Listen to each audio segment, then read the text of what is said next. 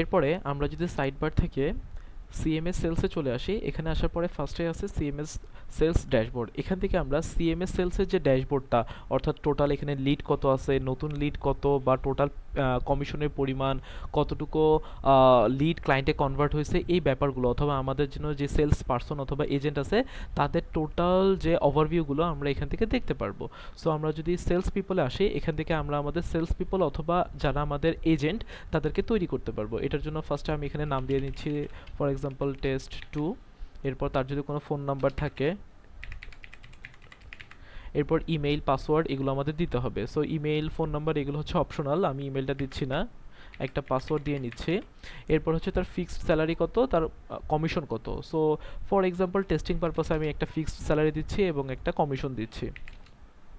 এরপর স্ট্যাটাসটা দেওয়ার পরে তাকে আমরা অ্যাড করে দিচ্ছি, তাহলে আমাদের এখানে দুইটা সেলস পারসন অথবা এজেন্ট অ্যাড হয়ে গেছে এবং তাদের জন্য কিন্তু স্যালারি এবং কমিশন এটা হচ্ছে ফিক্সড। সো এরপর যদি আমরা লিডে আসি, এখান থেকে আমরা লিডগুলোকে তৈরি করতে পারবো। যেমন আমি যদি নতুন একটা লিড তৈরি করি, এই যে অ্যাড লিড, এখানে দেওয়ার আগে ফার্স্ট হচ্ছে আমাকে সেলস পারসনটাকে সিলেক্ট করতে হবে যে এই লিড কোন সেলস পারসন থ্রু আমার কাছে আসছে। সো আমি সেলস পারসন সিলেক্ট করলাম, লিডের একটা নাম দিলাম, এরপর তার একটা ফোন নাম্বার। পরবর্তীতে এই লিডরা যখন ক্লায়েন্টে কনভার্ট হবে তার কাছে আমরা কোটেশন দিতে পারবো, অথবা তাকে আমরা ডিরেক্টলি ক্লায়েন্টে কনভার্ট করে নিতে পারবো।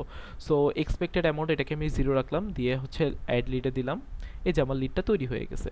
সো এটা এখন একটা লিড, এই লিডের কাছে আমরা হচ্ছে লিডের জন্য আমরা কোটেশনও তৈরি করতে পারি, অথবা তাকে ক্লায়েন্টে কনভার্ট করতে পারি, এবং বেসিক যে এডিট ডিলিট সেগুলো তো আমরা এখান থেকে করতেই পারি। সো যদি আমরা কোটেশন তৈরি করতে চাই, এটা হচ্ছে পুরোপুরি সেলের সাথে রিলেটেড। যেমন আমরা আগেও দেখাইছিলাম যে সেল মেনু থেকে এসে আমরা এখান থেকে ডিরেক্টলি কোটেশন তৈরি করতে পারি, অথবা আমরা ডিরেক্টলি এই যে লিড তৈরি হয়েছে এখানে যদি ক্রিয়েট কোটেশনে ক্লিক করি, তাহলে এই লিডের জন্য আমাদের কোটেশনটা তৈরি হবে। যেমন আমরা এখান থেকে জাস্ট হচ্ছে লিডটাকে সিলেক্ট করে নিব, এই যে টেস্ট লিড যেটা ছিল, যে টেস্ট লিড, এই লিডটাকে আমরা সিলেক্ট করব। সিলেক্ট করার পরে এখান থেকে আমাদেরকে প্রোডাক্টটাকে সিলেক্ট করতে হবে। বাট এইটা করার আগে আমাদের ছোট একটা কাজ আছে, সেই কাজটা আমাদের করতে হবে। লাইক হচ্ছে আমাদের যে কোটেশনগুলো তৈরি হবে, কোটেশনগুলো শুধুমাত্র হচ্ছে ক্লায়েন্টের জন্য, লিডের জন্য না। অর্থাৎ যদি কোনো মানে ক্লায়েন্টকে অথবা লিডকে আমাদের কোটেশন দিতে হয়, আমাদের এখানে ফার্স্টে তাকে ক্লায়েন্টে কনভার্ট করতে হবে। সো আমি এখানে যদি কনভার্ট কাস্টমার দিই অথবা ক্লায়েন্টে দিই, কনভার্ট হয়ে গেছে। এখন যদি আমি ক্রিয়েট কোটেশনে ক্লিক করি, ক্লিক করার সাথে সাথে এইবার এই যে সিলেক্ট দেখতে পারতেছি। এর আগের বার যখন আসছি তখন কিন্তু এই লিডটা সিলেক্ট ছিল না। আর এই পুরো প্রসেসটা তো আমি আগের ভিডিওটাতে দেখাইছি, ওখানে সব কিছু আছে।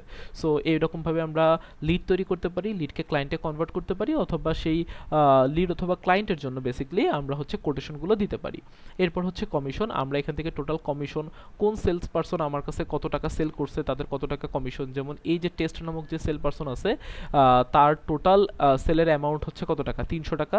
সে 10% কমিশন বেসে আছে, তাহলে তার কমিশন হবে কত টাকা, 30 টাকা। সেই কমিশনটা এখনও দেওয়া হয় নাই, এটা এখনও পেন্ডিং অবস্থায় আছে। এরপর আমরা যদি স্যালারি পেমেন্টে আসি, তাহলে আমাদের টোটাল এই যে স্যালারি পেমেন্ট, এটা এমপ্লয়ির স্যালারি পেমেন্ট না, এটা শুধুমাত্র সেলস পারসন অথবা এজেন্টের স্যালারি পেমেন্ট। সো আমার দুইটা সেলস পারসন আছে, যেমন এই টেস্ট নামক sale person, total fixed salary 100 টাকা, কমিশন হচ্ছে 30 টাকা, তাহলে টোটাল তার হয়েছে 130 টাকা। আবার এই যে টেস্ট 2, তার স্যালারি হচ্ছে 100 টাকা, কোনো কমিশন নাই, টোটাল 100 টাকা। আমরা যদি পে স্যালারিতে ক্লিক করি, তাহলে আমাদের এটা কোন মাসের জন্য দেওয়া হচ্ছে, যেমন অগস্ট 2026। তারপরে হচ্ছে আমরা কোন অ্যাকাউন্ট থেকে দিব, জাস্ট এতটুকু দিলাম। এরপর যদি আমরা তাকে কোনো বোনাস দিতে চাই, অথবা তার স্যালারি অথবা কমিশন থেকে যদি কোনো টাকা কেটে রাখতে চাই, এখানে এগুলো দিতে পারি। এরপরে পে 130-এ ক্লিক করলাম, এই যে এটা পে হয়ে গেছে, অর্থাৎ এটা অলরেডি পেইড।